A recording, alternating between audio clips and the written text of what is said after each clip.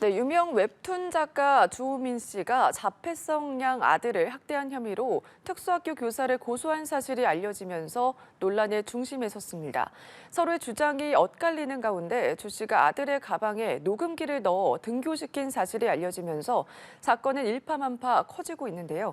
자세한 내용과 진행 중인 재판 상황까지 임주혜 변호사와 짚어보겠습니다. 어서 오십시오. 안녕하세요. 네, 안녕하십니까. 말씀드린 것처럼 웹툰 작가 주호민 씨가 자폐성향 아들을 지도했던 특수교사를 고소한 것으로 알려지고 있습니다. 지금 어떻게 진행이 되고 있는 겁니까? 네, 현재 고소 이후 재판이 진행 중인 상황으로 알려져 있습니다. 그러니까 자신의 자폐성향 아들을 지도하던 특수학교 선생님을 이제 아동 학대 혐의로 고소를 해서 재판이 진행 중인 상황인데요. 일단 네. 사건에 대해서 좀 간략히 짚어보자면요. 이 주호민 씨의 아들이 동급생 앞에서 이제 신체를 노출하는 그런 돌발 행동이 있었습니다. 이에 대해서 원래는 이제 통합학급이라고 해서 일반 학생들과 같은 교실에 수업을 받다가 특수학급으로 분리가 되게 되었는데요. 이때 이 특수학급에서 교육을 받는 과정에서 지도교사가 이 주호민 씨의 아들에 대해 아무리 훈육이나 지도 차원이라고 하더라도 네. 부적절한 정서적인 학대가 있었다고 주호민 씨 측은 주장을 하고 있고요. 이에 따라서 아동학대 혐의로 재판이 진행 중인 그런 상황입니다. 네, 지금 재판이 진행 중인 상황인데 말씀해 주신 것처럼 양측의 입장이 지금 엇갈리고 있는 거잖아요. 입장을 한번 정리해 주실까요? 네, 그렇습니다. 양측의 입장이 지금 첨예하게 대립이 되고 있는 상황인데요. 먼저 주호민 씨 측에서는 네. 자신의 아들을 이제 지도하는 과정에 있어서 부적절한 언사가 있었다. 근데 이 부분이 확인이 된 것은 이 주호민 씨의 아들이 녹음기를 소지하고 네. 있었다고 합니다. 학교에 등교하면서 가방 또는 바지에 녹음기를 넣어닫고 다니면서 그 녹음의 내용을 들어보니 교사가 지도하는 과정에서 정서적인 학대가 있었다고 이제 주호민 씨 측은 주장하고 있고요.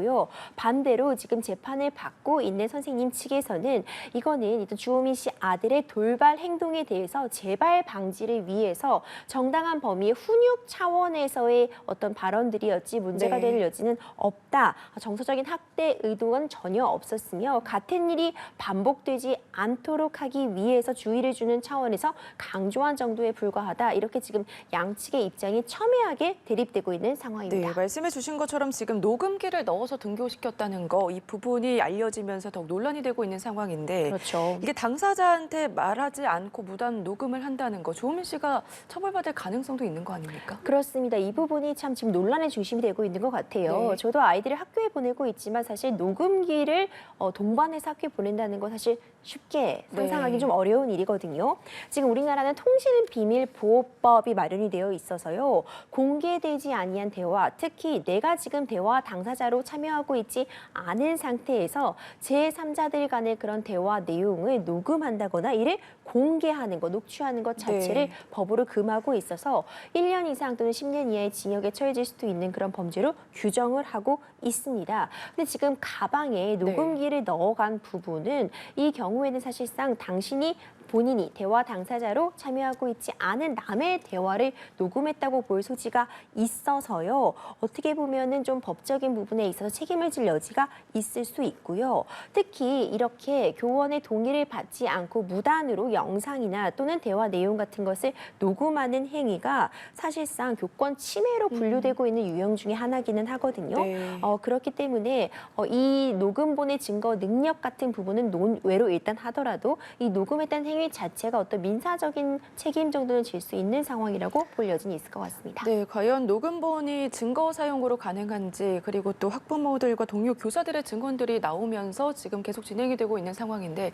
앞으로 재판 결과는 좀 어떻게 예상해 볼 수가 있을까요? 네, 그렇습니다. 굉장히 양측이 첨예하게 대립을 하고 있기도 하고요. 지금 교권 침해와 관련해서 사회적으로 좀 공분을 사고 있는 그런 사건들이 연달아 발생하면서 네. 이 주호민 씨와 이 특수학교 선생님의 재판 결과에도 좀 귀추가 주목이 되고 있습니다. 이제 앞서 말씀드린 것처럼 이 제3자 녹음부터 좀 살펴보자면요. 네. 이 녹음이라는 것이 제가 앞서 말씀드린 것처럼 통신비밀보호법상의 어떤 문제되는 지점은 있지만 특히 아동학대 사건에서는요. 이 녹음 외에는 별다르게 아동의 학대를 입증할 그런 증거들을 찾기가 어려운 경우가 발생하고 있습니다. 얼마 전에도 생후 10개월 영아에게 욕설을 했던 그런 사안에서 이 녹음의 증거 능력을 인정했던 사례가 문제가 있거든요. 네. 이때 이 공익성을 좀 강조를 해서 제3자 녹음의 경우에 이 공익성이 월등히 높다고 판단되는 경우에 증거가 채택이 될 수는 있습니다. 그럼 일단 이 녹음의 내용이 증거로 채택이 된다고 하더라도 네. 과연 그 녹음에 담긴 내용의 정도가 교사가 정당하게 아이의 훈육 차원에서 할 수 있을 정도의 그런 발언이었느냐, 아니면 주호민 씨 쪽의 일방적인 일단 주장처럼 정서적인 학대로 볼 수 있느냐는 이제 또 다시 재판에서 다퉈질 부분이 있겠지만요. 네. 일단 지금 여러 가지 학부모들의 추가적인 증언 그리고 이제 탄원서 같은 것들이 굉장히 많이 지금 재판부로 지금 접수가 되고 있는 상황이거든요. 이제 이런 점들을 고려하면 사실 지금 현 상황에서 이 재판 결과를 예측하기는 어렵지만 많은 분들, 특히 이제 사회적으로 네. 또 선생님들의 노고 그리고 교권에 대한 어떤 다시 한번 교권의 본질을 좀 생각해보고 선생님들의 권위를 높여줄 수 있는 그런 방안을 찾아보자는 데는 공감대를 충분히 이루고 있는 것 같습니다. 네, 이번 서울 서희초 교사 사망 사건을 계기로 교권 침해 문제의 심각성이 드러나기도 그렇죠. 했고요.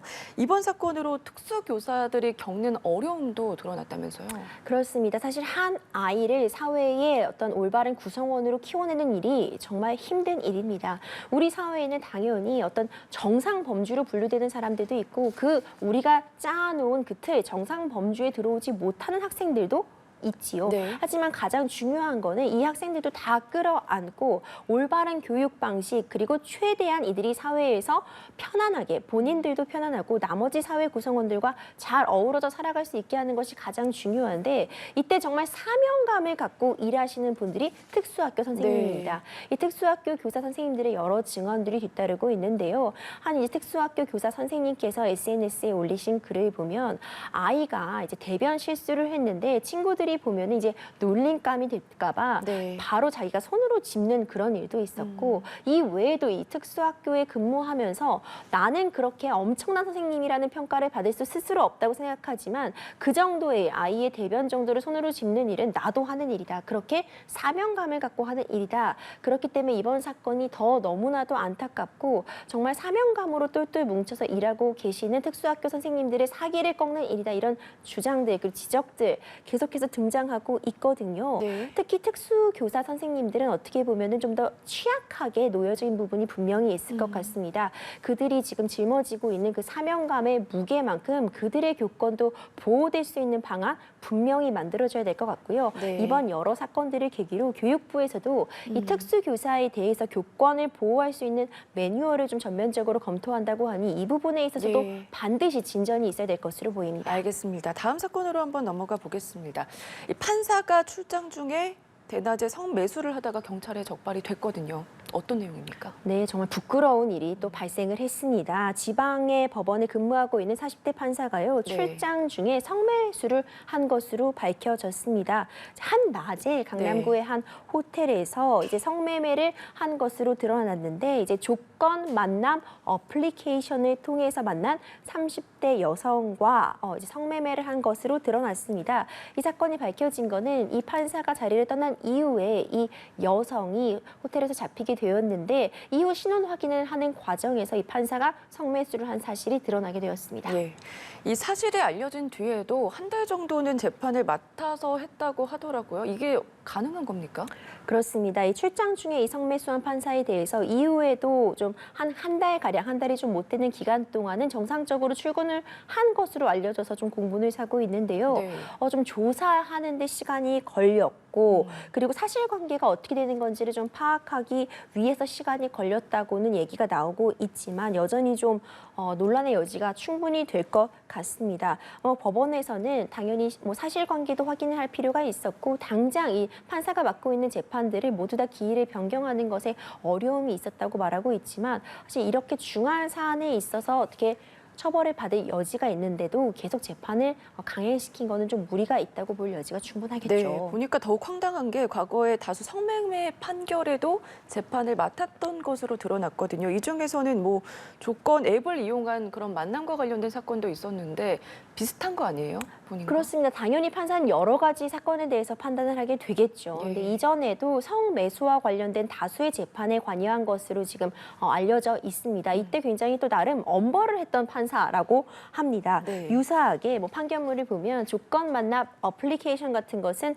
여성의 성을 상품화하는 그런 이제 악의 해악이다, 엄벌해야 된다 이런 주장을 판결문에서 펼쳤던 것으로 보이고요. 한 최근 2년 반 정도 내린 판결들을 분석해 보니 성범죄 11건에 대해서 유죄 판단을 내렸다고 합니다. 네. 뭐 어떤 판단을 내렸는지가 지금 사실 좀 중점을 주기보다는 판사에게는 정말 높은 수준의 독립성이 인정이 되고 있습니다.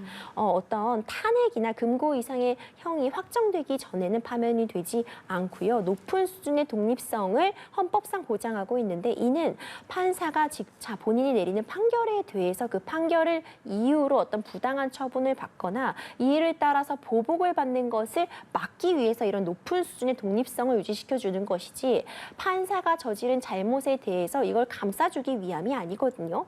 이번 사건의 경우에는 지금 이 판사가 이전에 어떤 판결을 내렸냐, 성매수에 대해서 네. 뭐 엄벌을 했던 사람이냐, 아니면 관대했던 사람이냐 이것이 초점을 맞춰지기보다는 본인이 분명히 불법적인 행동을 했다면 이에 대해서 어떻게 책임질 것인가 이런 예. 부분이 좀 포커스가 맞춰질 필요가 있을 것 같습니다. 알겠습니다. 성범죄와 관련해서 11건 중에 6건을 유죄로 이제 판결을 내린 판사인데 처벌에 대해서도 좀 여쭤봐야 될 것 같아요. 2016년에도 비슷한 사건이 있었는데 그 당시엔 어땠습니까? 그렇습니다. 2016년대도요. 이제 부장판사가 성매매를 했던 그런 사안이 있었는데 네. 이 경우에 이제 법관 징계법에 따라서 판사가 또 비위 행위가 있고 품위 유지 의무를 위반한 경우에 이제 정직, 감복, 견책 이런 정직 이런 정도의 이제 징계를 받을 수 있는데요. 이때 2016년도 당시 성매매를 한 부장판사에 대해서 감봉 3개월이 내려졌습니다. 네. 음주운전을 했던 케이스에서는 감봉 1개월 정도가 내려졌는데 사실 국민들의 법 감정에 비추어 볼 때 너무 약한 처벌이라고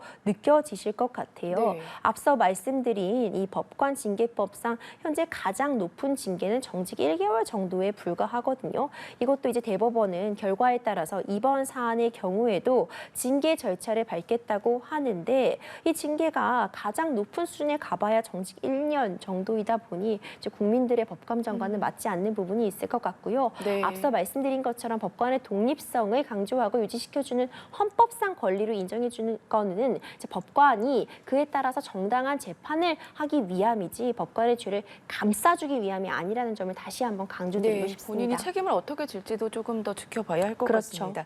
네, 마지막으로 가수 영탁 씨와 관련된 재판 내용 살펴보겠습니다. 영탁 막걸리를 또 만드는 예천 양조 간의 상표권 분쟁이었는데 1심 결과가 나왔더라고요. 1심에서는 영탁 씨의 손을 들어줬거든요. 어떤 내용인지 정리해 주시죠. 네, 이 판결 1심 내려지기까지 한 3년 정도의 네. 시간이 걸렸습니다. 굉장히 오랜 기간이 걸렸는데요. 이제 사건의 내용을 일단 간략하게 짚어보자면요. 2020년도 1월에 가수 영탁 씨가 이제 한 오디션 프로그램에 나와서 막걸리 한 잔이라는 어떤 곡을 아주 멋들어지게 불렀습니다. 네. 그러면서 굉장한 인기를 끄게 되었고 이제 영탁하면 뭔가 막걸리, 막걸리 하면 영탁 이런 브랜드 이미지 그리고 영탁 씨 본인도 굉장히 유명세를 얻게 되었는데요. 이후 예천 양조라는 이제 막걸리를 만드는 이제 회사 측에서 영탁이라는 이 표시, 이 상표를 사용해서 영탁 막걸리를 출시하게 됩니다. 네. 그리고 이제 영탁 씨와 어떤 그 광고 계약을 체결하게 되고 1년 정도의 기간으로 광고 모델로 실제로 활동을 하게 됩니다. 이때까지는 어떻게 보면은 큰 문제가 없다가 이제 이 광고를 계약하기로 한 1년 기간이 종료가 되면서 이제 문제가 발생을 하게 된 것인데요. 예. 이제 광고료나 이런 부분 여타의 이런 조정들을 하는 과정에서 재계약이 불발되게 된 것이죠.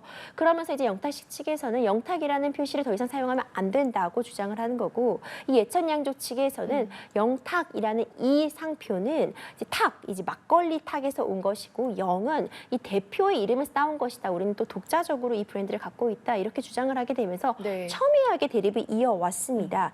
이에 이제 영탁 층에서 모델 계약 종료 후에요. 상품 표지 사용 금지 등의 청구, 소송을 제기하였고요. 얼마 전에 1심에서 영탁 씨 측의 일부 승소 판결을 내리게 되었습니다. 이에 네. 따라서 영탁이라는 상표를 사용해서 제품을 생산, 제조할 수 없고 이미 제조가 된 상품에 대해서도 영탁이라는 명칭을 사용하지 말 것을 명하는 판결을 받았습니다. 네, 말씀해 주신 대로 1심에서는 법원은 영탁 씨의 손을 들어줬고요. 예천 양조 측에서는 1심 판결을 불복했고 항소장을 냈거든요. 앞으로 결과 어떻게 좀 예상해 볼 수 있을까요? 네, 이 사건이 정말 안타까운 지점은요. 충분히 이제 영탁 씨와 이 예천 양조 측이 어떻게 보면 윈윈할 수도 네. 있는 상황이었는데 이렇게까지 법적 분쟁으로 이제 비화된 점이 참 안타깝고요.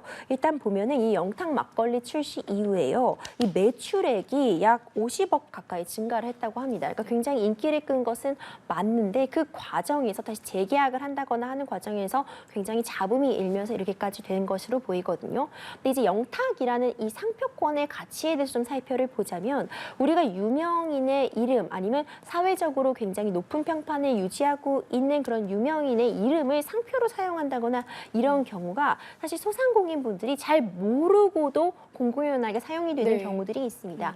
하지만 이런 경우에는 상표권의 그 보호 취지에 따라서 일반인들 입장에서 본다면 지금은 더 이상 이 영탁 씨와 예천 양조 측이 어떤 계약 관계가 없음에도 영탁 막걸리라는 것을 계속 사용한다면 어떤 계약 관계가 있다거나 영탁 씨가 이 제조에 참여했다거나 네. 광고 모델로 활동할 수 있다고 소비자들을 오인할 수 있는 부분이 있다고 이번 판결에서 본 것이거든요. 이제 앞으로 이 재판 결과에 따라서 앞으로 항소심 대법원 판단이 남았지만 이제 1심의 기조가 유지가 된다면 이제 영탁 씨가 상표권 쪽에서 있어서는 또 우위를 취할 수도 있다고 볼 수 있을 것 같은데 이제 양쪽이 좀 윈윈할 수 있었던 상황이라는 점이 법조인으로서 좀 아쉬움으로 남고요. 재판 결과는 아직 1심에 불과하기 때문에 추가적으로도 지켜볼 필요성은 있을 것 같습니다. 알겠습니다. 여러 가지 진행 중인 재판 상황들 짚어봤습니다. 지금까지 임주희 변호사와 함께했습니다. 고맙습니다. 감사합니다.